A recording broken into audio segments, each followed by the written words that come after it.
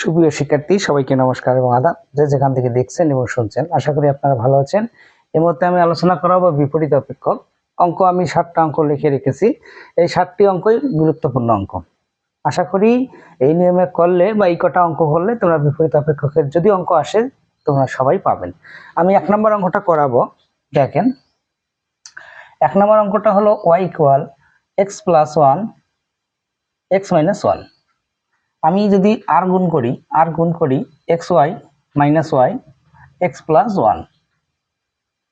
এখন এখানে x গুলো আমি এক পাশে করব। x গুলো যদি এক পাশে করি -x, মাইনাস ওই পাশে গেলে +1, x কমন যদি নেই y - 1 y + 1, x টা যদি রাখি x + 1 y - 1। তাহলে বিপরীত অপেক্ষক মানে হলো এখানে স্বাধীন চলক x, অধীন চলক হলো y।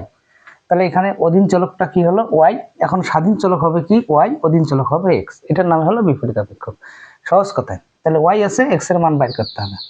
আর গুণ করেছি xy, y একে y x + 1 xy + x এবার সে -x প্লাস -y এবার সে গেলে +y, x কমন নিয়েছি y - 1, x টা রাখলাম, গুণ পাশে যা হলো ভাগ।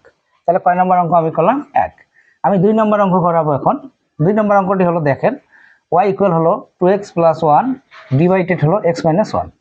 আমি যদি আর গুণ করি xy y 2x + 1, আমি ঠিক আগের মতোই করব।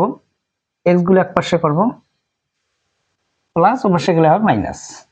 তাহলে প্লাস পাশে মাইনাস, মাইনাস পাশে গেলে প্লাস। আমি যদি x টাকে কমন নেই তাহলে y মাইনাস কত থাকে 2। তাহলে x + 1, x টা যদি রাখি তাহলে y + 1 y - 2।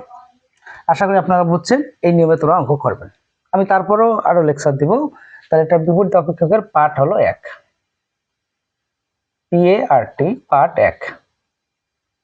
আমি পার্ট 3টা দিব, 3টা অঙ্কের মধ্যে ফিনিশিং করে দিব। ঠিক আছে, আশা করি আপনারা বুঝছেন। দেখা হচ্ছে পরবর্তী ক্লাসে।